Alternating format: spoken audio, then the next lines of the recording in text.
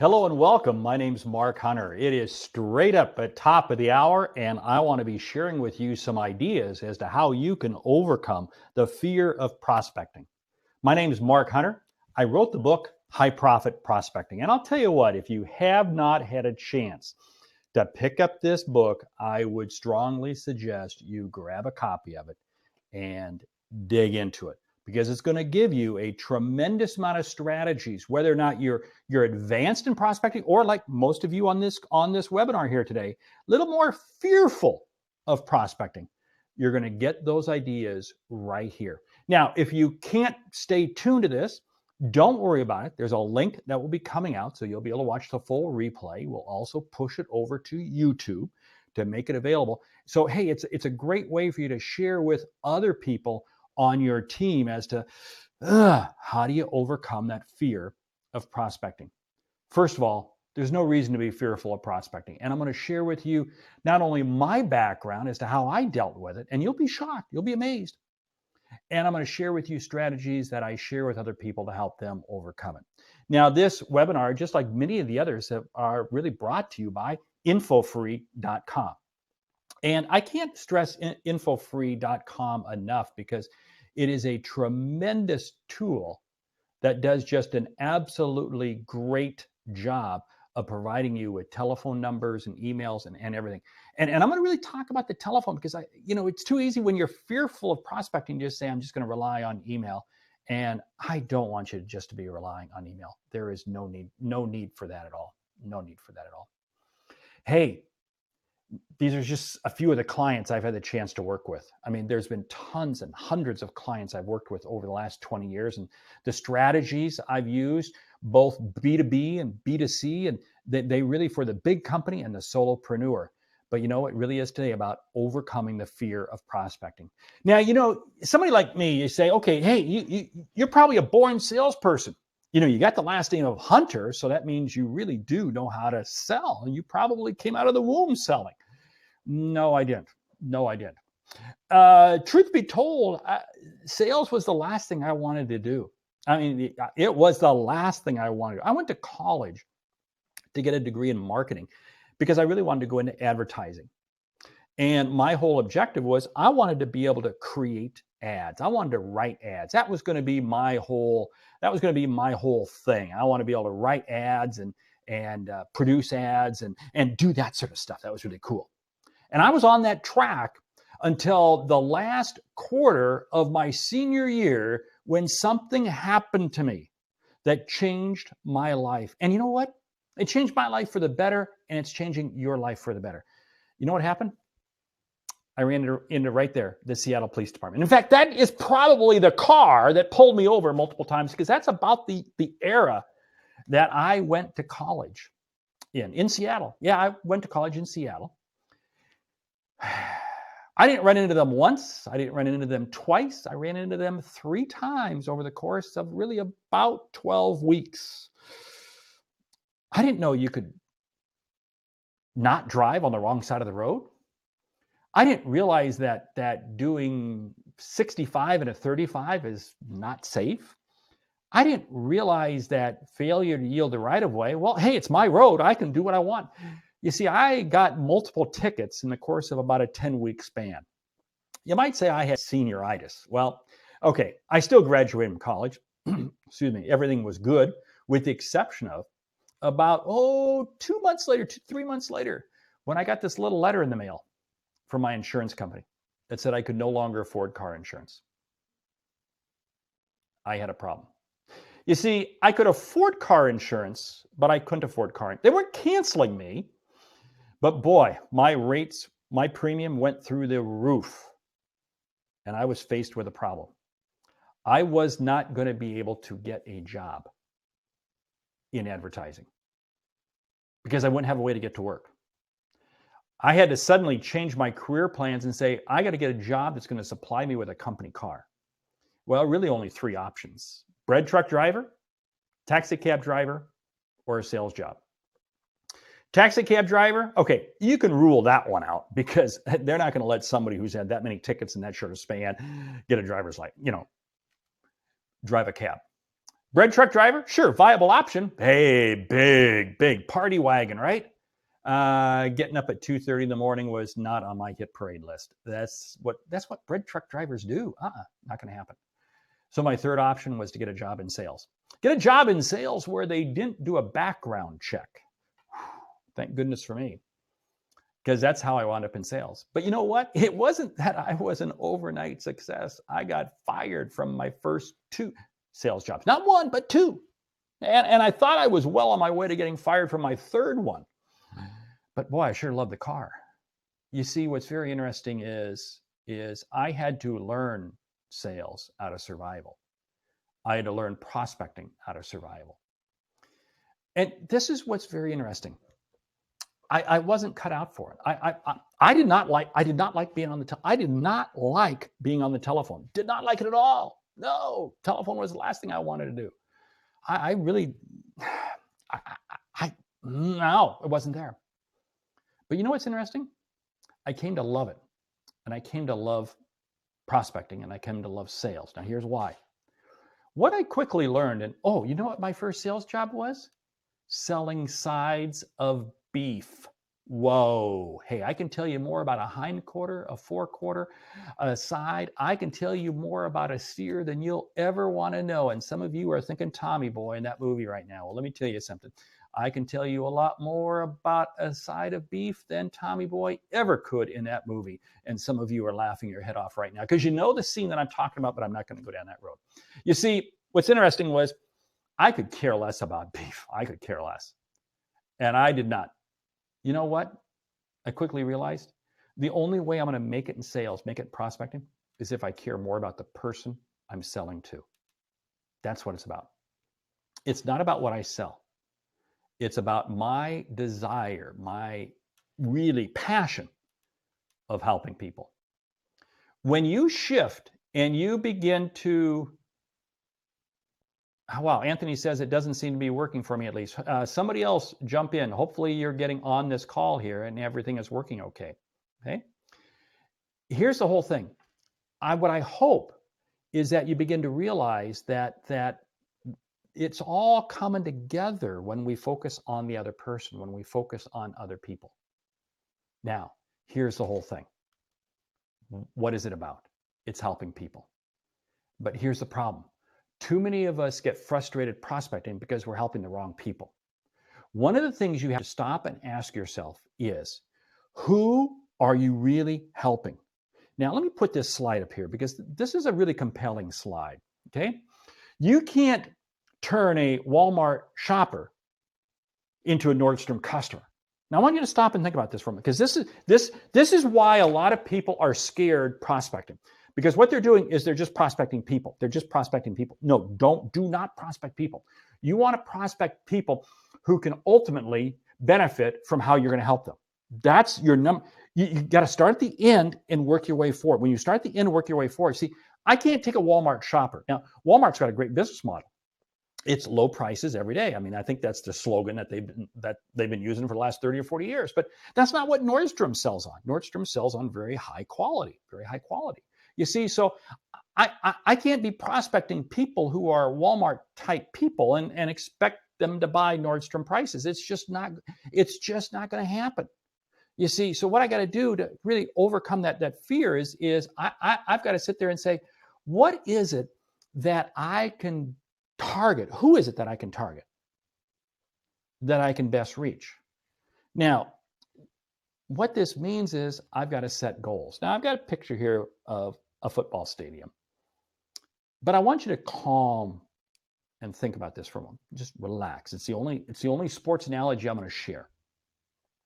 But think about goals. Think about goals that a team might make, whether it be in sports, whether it be in business. And you might be on a really top performing team. Okay, we might say it's the New England Patriots, and your goal is to win the Super Bowl.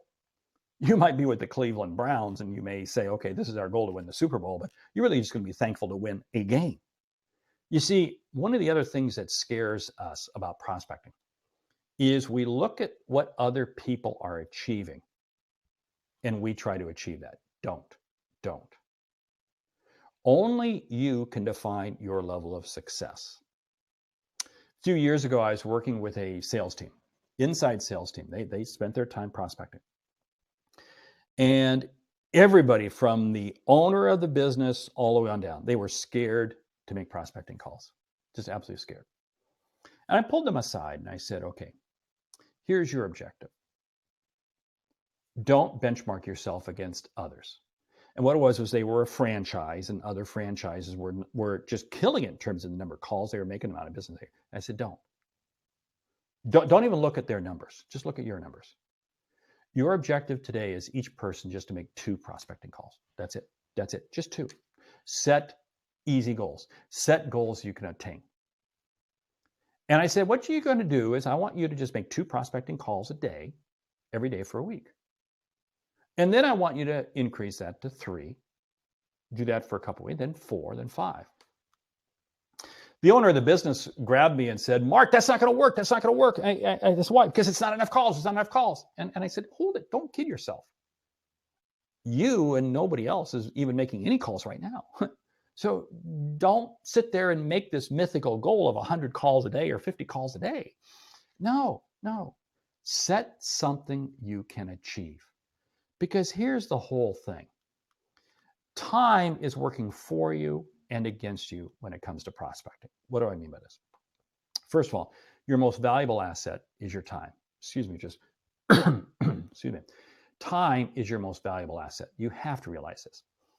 And one of the challenges that a lot of salespeople have is they fret and fret and fret over prospecting. They seriously do. They just fret and fret and fret over prospecting. So they never pick up the phone.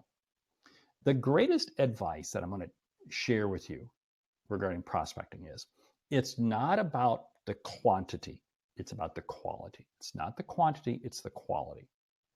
Now, here's the whole thing though.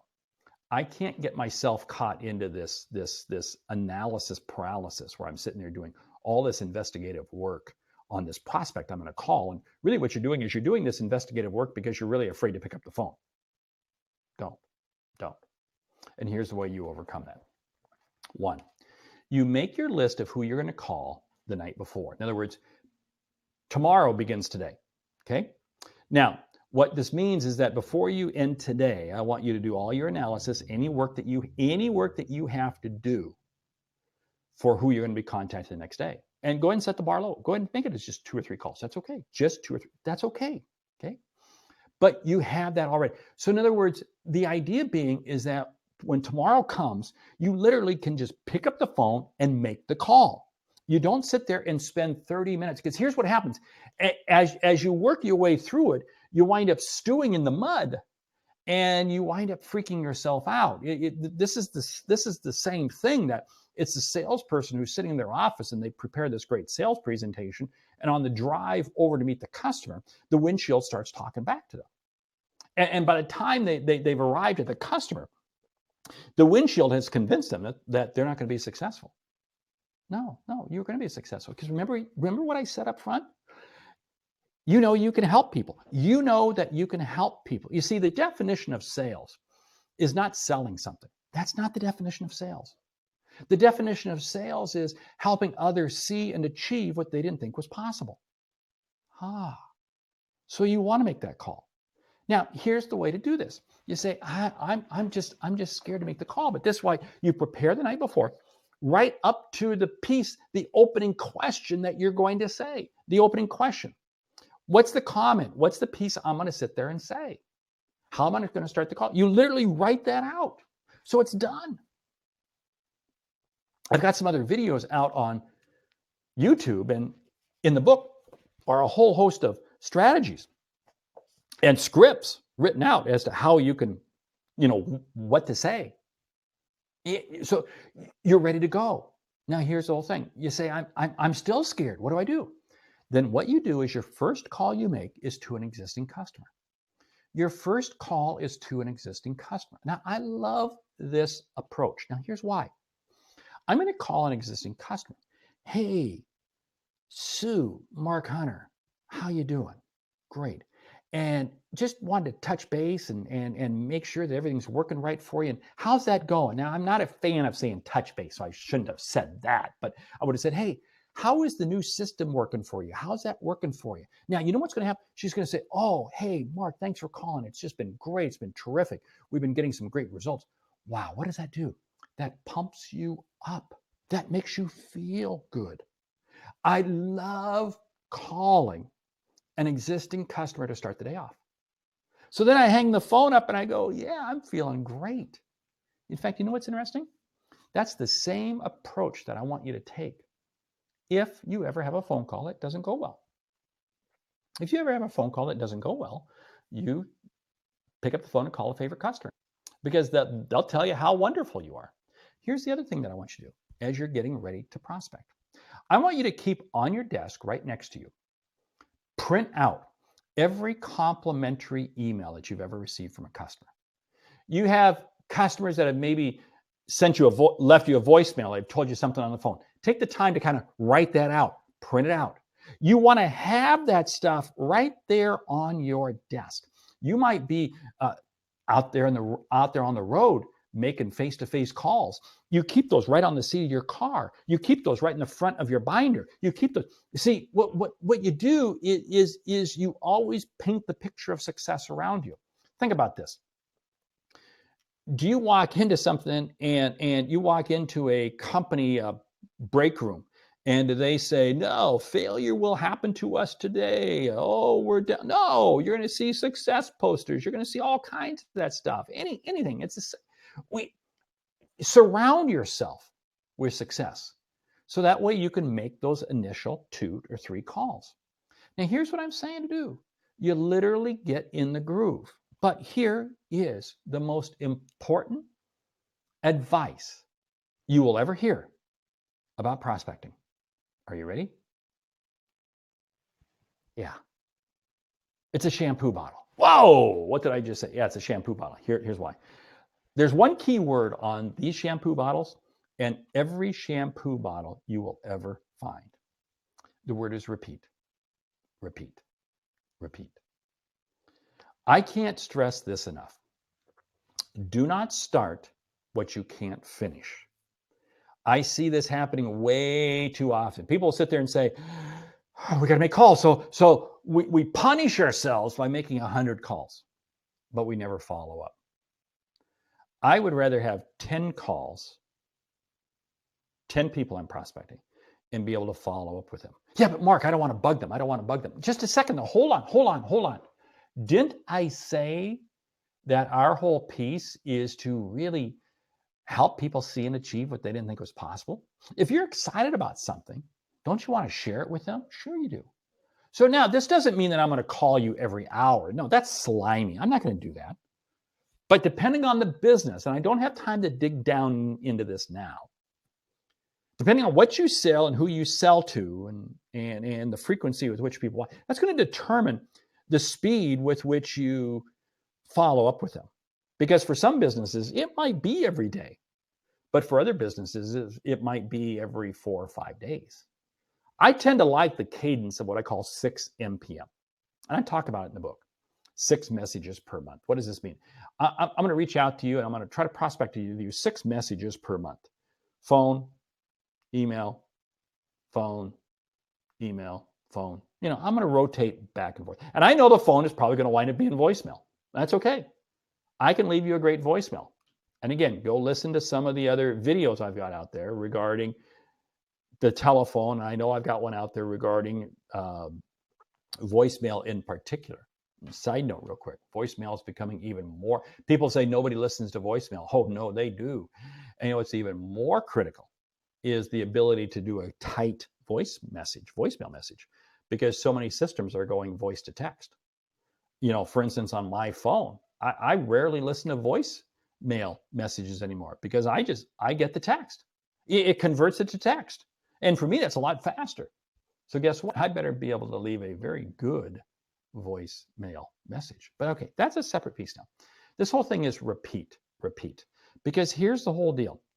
Too many of us think that the way we really have to sales is have this wide funnel. We put all these people in the top and they just come flowing through the bottom. No. Wide funnels do nothing but create sewer pipes. I don't want you to have a wide funnel. This isn't a game of seeing how many people you can put into your prospecting pipeline. Again, see, this isn't uh, quantity, it's quality. Because why? It's all about a narrow funnel. Hey, we got somebody that joined us from Australia. I love it. I love it. Awesome. Yeah. Now here's the whole thing. I want a narrow funnel. I want a narrow funnel. You see, because what I want to be able to do is I want to be able to spend really more time with fewer people. Now, what do I mean by that? Okay, what do I mean by that? What I want to do is I would rather have 5 close friends than 10 acquaintances. Think about that for a moment. Would you rather have 5 close friends or 10 acquaintances? You'd rather have 5 close friends. You see, so what I want to do is I want to have a narrow funnel. You see what this is all about? It's about creating relationships. You see, early on, when I began in sales, I was all about this boom, boom, boom, boom, script. And I wasn't having success. Hey, Costa Rica has jumped in. I know we got people on this call from Europe, Australia, Central America. I know we got South America. This is awesome. I love it. I love it. This is cool. Anyway, here's the whole thing. It's about having a narrow funnel because I want to be able to have a relationship. Now that relationship means my personality has got to come through. Now think about this. Are you comfortable around people who you can have a wonderful personality with? Yeah, you are. Hey, the Philippines has checked in. This is great. Yes, you are. By all means, you are. You see, this is what it's about. I want to have a narrow funnel. Now, here's where I'm going with this. I love this picture here. I love this picture here.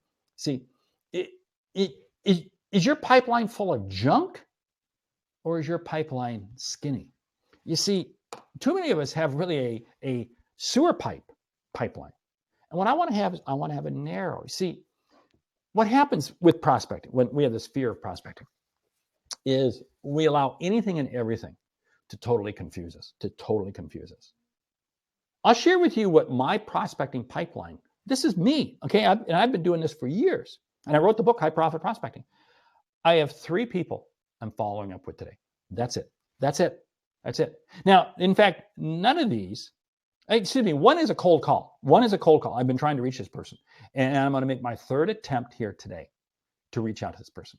The other 2 are follow-up from previous prospecting calls. That's it on my list. That's it. Whoa.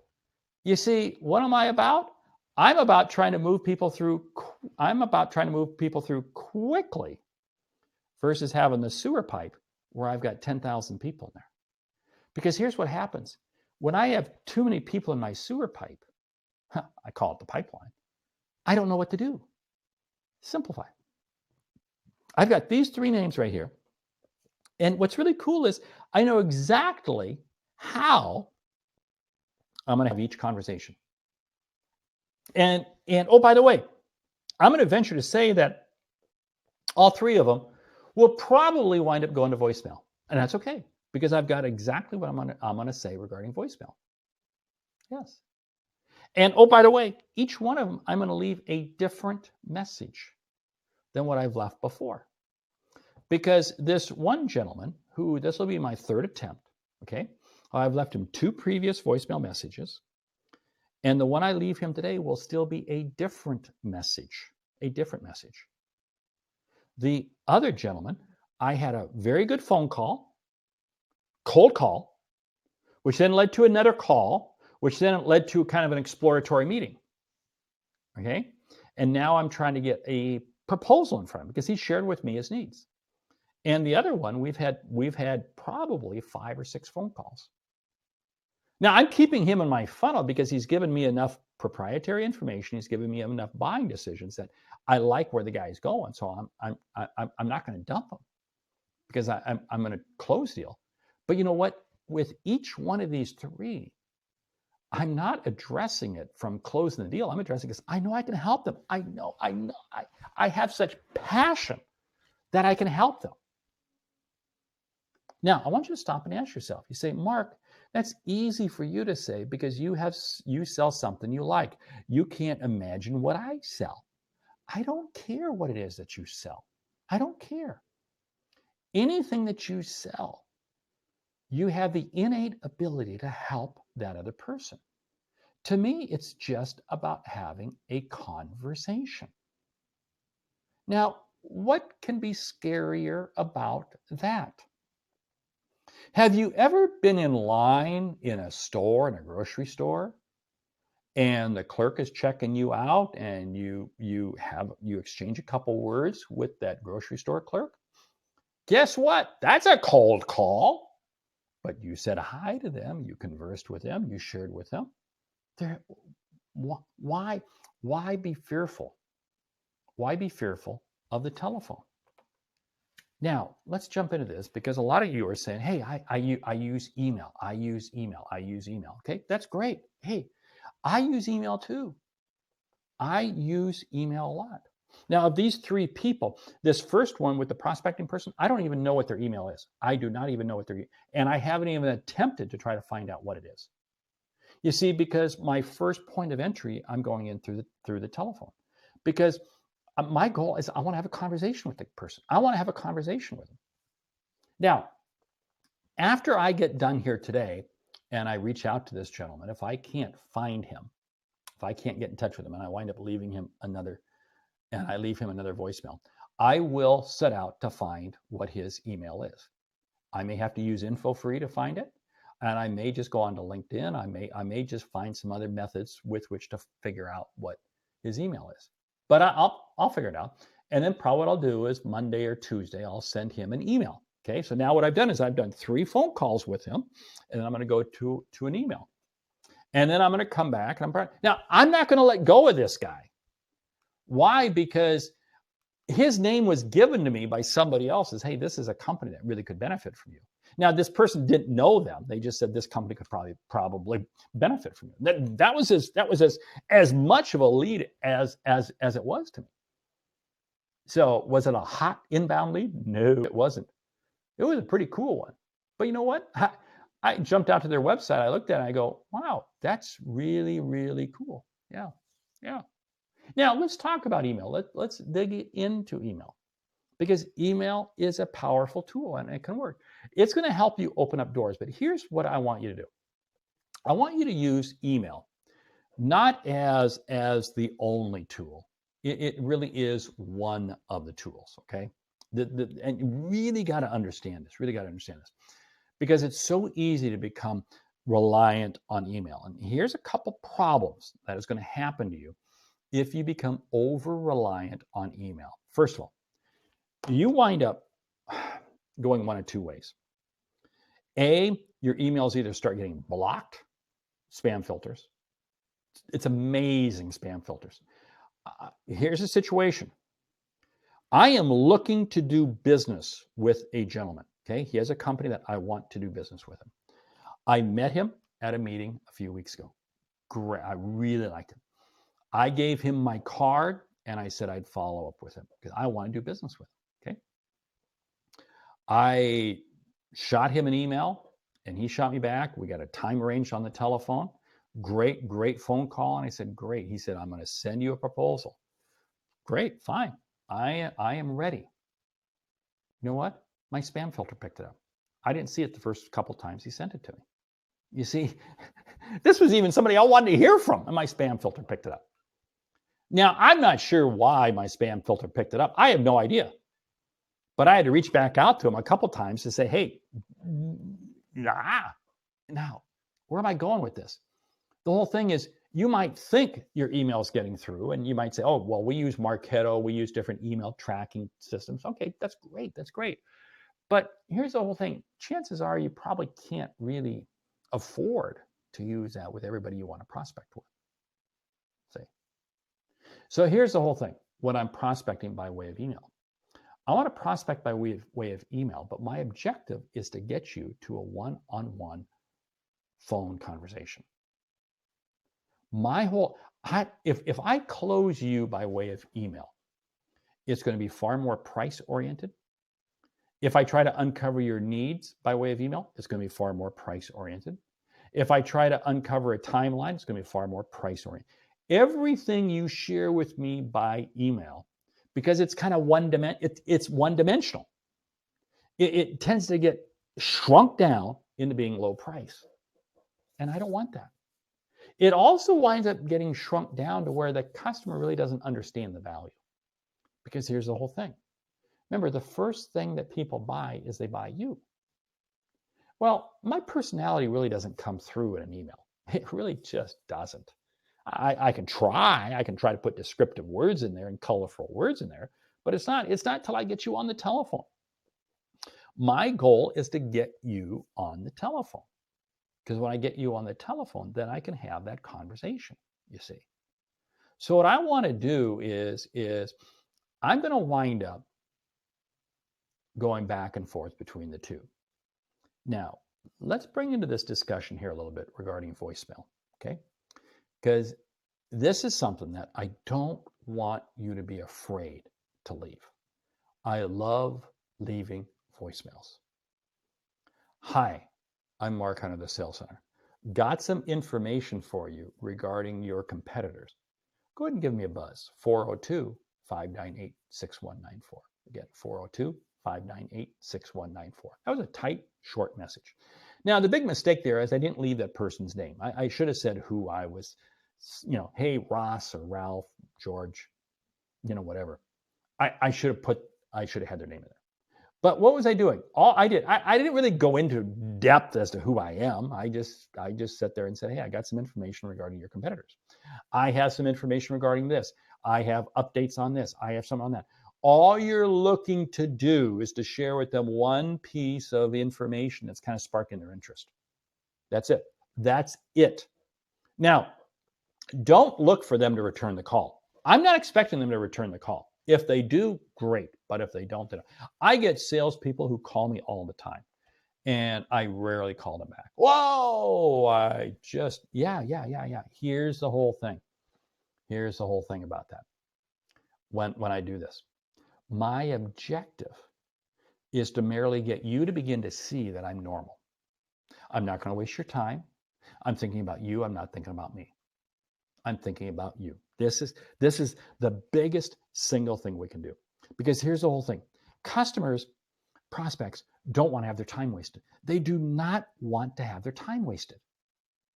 So what I got to do is I got to sit there and communicate tight and short.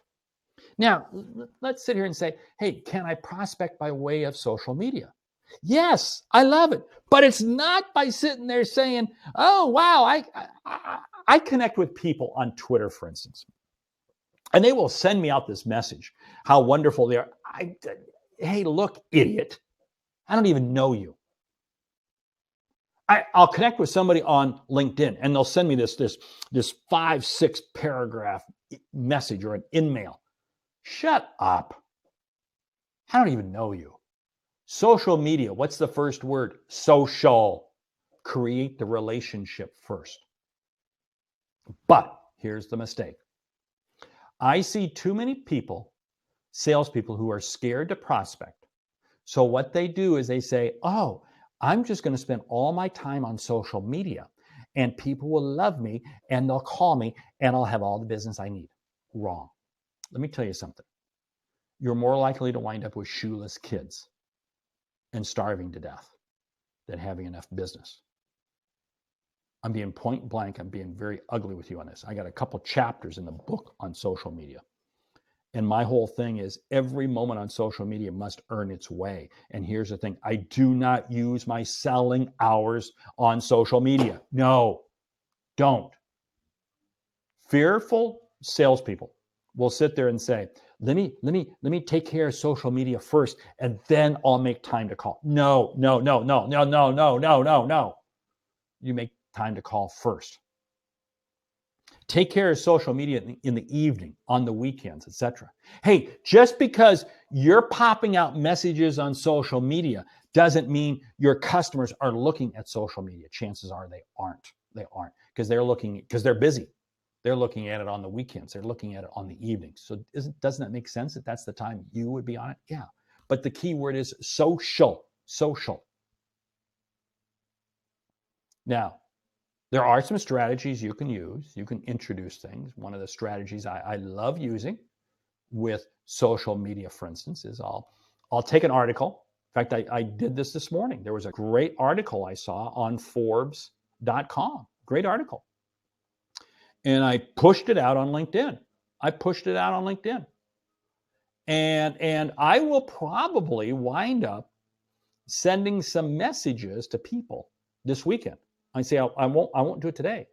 This weekend, I'll probably email 3 or 4 potential prospects. Say, hey, here's an article that really of interest. Just wanted to send you the link on it. Now, what have I done? Did I sell myself? No, I did not sell myself at all. What the article was about was how the C-suite operates. The C-suite thinks differently. The CEOs think differently than everyone else in the company. So that's going to be of interest to some people I know. So I'm going to send that link to some people. Now, you see what I did there was I prospected off hours using media, and I may even do it by way of social media. Now, how am I going to do it by way of social media? Saturday, not today, Saturday, I will go out to my LinkedIn profile. I'll pull up that article that I forwarded. Hopefully there'll be some comments on it by then. And I'll take that link and I'll send a message, a LinkedIn message, to 2 or 3 people that I'm connected to who I want to prospect with. And say, hey, saw this. I don't know if you've seen this, but it is of interest, and I think you'd find it of interest too. That's it. What am I doing? All I'm doing is I'm creating a social connection with the person. But the key thing here is I'm not using my daylight hours, my selling hours, because my time is the most valuable thing I possibly have. And I got to keep that focused on the telephone first, followed by email.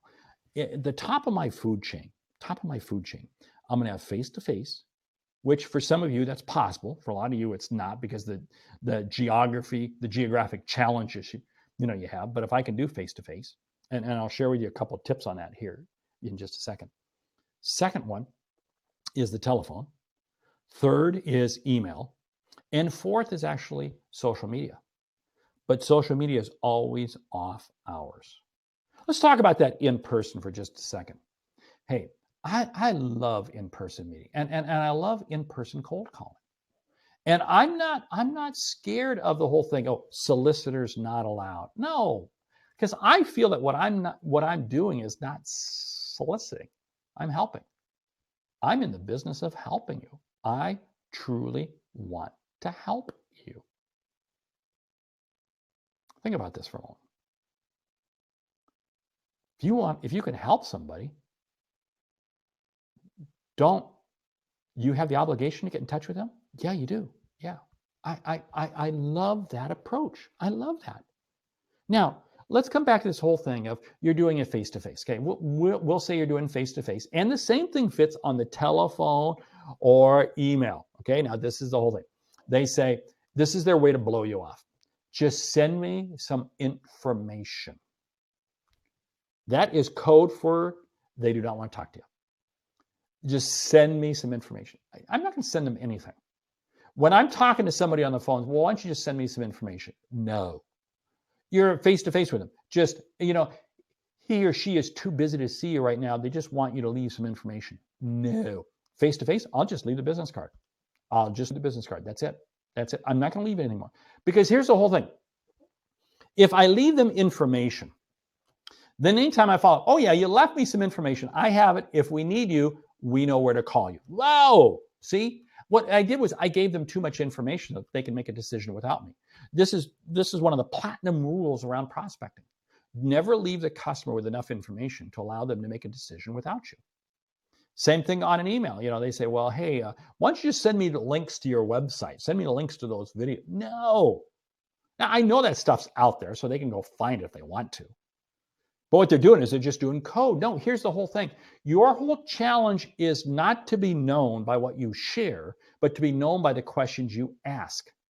Now, think about this. This changes the whole perception of prospecting. You're asking questions. When I'm doing face-to-face prospecting, and I get to work with a lot of staffing companies, okay? And so what that might mean is that we'll hit a manufacturing area. We will hit a manufacturing area, and we will literally go door to door to door. One of the questions that we love asking is, tell me about your business, especially the smaller businesses. Tell me about your business. Hey, this is fascinating. Because, oh, you know what I'm doing? I'm learning. I'm not only learning about you, but I'm learning about the next person I'm going to come in contact with. You see, here's the whole thing about prospecting. You may reject me. You may not want to do business with me, but if I can just glean some information from you, guess what? Then I'm going to have the ability to help somebody else. Because every piece of information I learn along the way, I get to use to help me be smarter with the next person I talk to. I love that. To me, I'm all over that. You see, what am I doing? It's changing prospecting. Now, let's go back to this whole thing of that person who tells you, no, no. No is only a moment in time. No is never permanent. No is never permanent. It's never permanent. We got some questions that are popping in on the screen here. Those are great. I'm going to turn to them here in just a couple of minutes, okay? Let me share with you this slide here. It's not what we sell or even how we sell that really determines our success. It's why we sell. Stop and think about that for a moment. And I want to get very, very serious here. I've been talking a lot about the how, okay? That's really what I've been focusing in on. And we talked a little bit about the what. Remember, I started off selling sides of beef, but it's the why. It's the why. It's why we sell. Why? Because of how we're going to help people we come in contact with. To me, that makes sales absolutely fun. And I don't care if you're in life insurance, auto insurance. I don't care if you're selling home cleaning. I don't care if you're selling $1 million software systems. I don't care if you're selling airplanes. I don't care what it is that you're selling. It's all about helping other people. People say, Mark, well, is this B2B or B2C? No, it's neither. It's H to H, human to human. Stop and think about that for a moment. I got one more slide, then we're going to jump over and take all the questions here. Read this slide here. See? We influence each person we meet. It's our duty to influence them positively. That is what jazzes me every morning when I get up. These three people that I'm going to reach out to, and this one person in particular who he's never talked to me on the phone. I've only left him 2 voicemails. I'm anxious to get in touch with him. But you know what? I can feel very confident that the 2 voicemails I've left him feeling positive because I've influenced him positively. We'll touch base. We'll touch base. And I'll be doing business with him. I will. Now, with that, let me put the glasses on. I apologize. Let's jump over here and take some questions here. Okay. Most of the prospects in the UK prefer email. I'm having to dial 10 to 12 to get the prospect on a call. I totally get that. Yeah. How much research do you recommend before you pick up the phone so not to be discouraged? Yeah. I really do very, very little. I really don't want to do much because here's the whole thing. I just want to get the call going. Now, to really break this down, if I'm selling a low transaction, low dollar item, I'm doing almost zero preparation. If on the other hand, what I'm doing is I'm selling $20 million systems, I'm probably going to be doing 2 or 3 hours worth, you see, because it's in relationship to the value of the sale. If what I have is a short sales cycle, in other words, I can usually close this within 2 or 3 calls, I'm going to do very little work. If on the other hand, it takes a year or 2 to close the sale, I'm going to do longer. So I generally will I'll look at a company's website. I might pull them, I might Google their name, Google their company, and that's really about it. And then I am off and running. Okay, let's see. Let's get into some other questions. If a prospect accepted your personalized connection request on LinkedIn, should you try continue? Should oh if a prospect accepted, uh, apologize here. Should you try continue trying to connect with them via phone or email, or should you work to build that social? Both. Just because they've connected with you on LinkedIn does not stop you from still using the telephone and email. In fact, most people prefer really to keep the business on the business means, email, phone, and the social on social media. But I can say from fact that I've done business, created relationships on LinkedIn that have really remained on LinkedIn, even though I've had the phone, just because that's what this person actually preferred. I had a person who reached out to me and said, "Hey, Mark, just send me a message by way of LinkedIn. I know I'll see that. If you send an email, I tend not to get it." So I like connecting with people on LinkedIn, but I still carry that conversation on. Hey, here's a quick suggestion for you.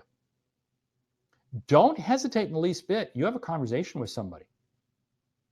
Go ahead and send them an invite connection. Now send it personalized. Hey, great talking to you on the phone today. Let's just go ahead and connect. Same way with once a week on Saturdays, you look at your LinkedIn profile and who's looked at your profile. Send them an invite. There was a reason why they looked at your profile. Send them an invite. Go ahead and connect with them. Okay. Let's jump in here. I do network marketing on the side to provide a service such as reducing customers, small businesses with their electricity and gas. How can I start the conversation while I'm prospecting to a small business in a fish and chip, like a fish and chip shop? Sure. Great question. What you're going to suggest is saying, hey, how are you doing in terms of managing your utilities? That's a great question to start off with. Hey, have you noticed your utility bill jumping up lately? Or, man, it's you got incredible labor costs. It's huge in food. So how are your utility costs? Just, I believe in hitting people quickly with a question that's going to get them talking about something I can help them with. Is tell me about your business valid in today's world? Aren't we expected to know about a company? Yes. Great question, Victor, and thank you. Now, here's the whole thing. If it's a small business, see, there may not be much information out there. See, that's what I call the inquisitive approach. If it's a bigger business, then no, I'm not going to ask them, because I go in using the assumptive approach, because they're out there on the internet. There's plenty of information. So it really just depends on the size of the business. Okay. Small businesses, I'm always going to inquire. I can still inquire about them. Hey, how long have you been with the company? What are some of the things that you find helpful? But you see, what is this all about? It's all about helping them see that I'm normal. Now, here's the whole thing. I want you to keep the conversation going. Do not hesitate, because I want you not to be fearful of prospecting. This is interesting. That's my cell number. That is my cell number. That's not my office line. That's my cell number.